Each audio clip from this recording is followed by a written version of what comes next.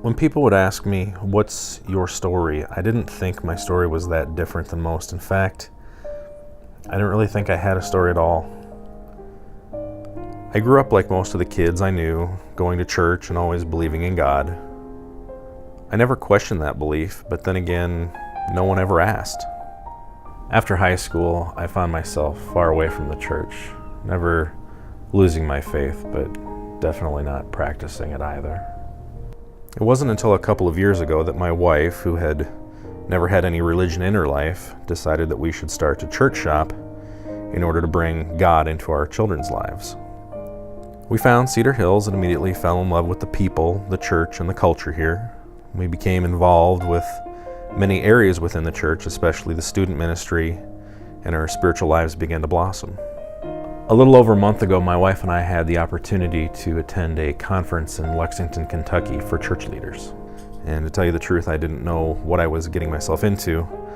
I pictured 3 days of small classes, role-playing, book work like some of the other conferences I'd been to in the past, but what I got was much more.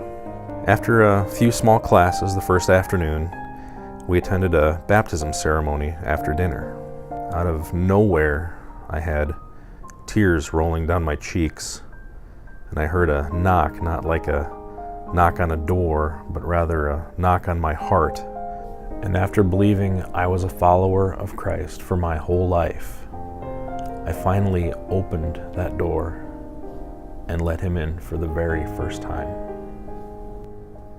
I finally let that relationship with him become personal, more than just a belief or an idea of a man dying on a cross for an ancient world. He died for me. He knows me. He knows my name. And now thankfully I know him too.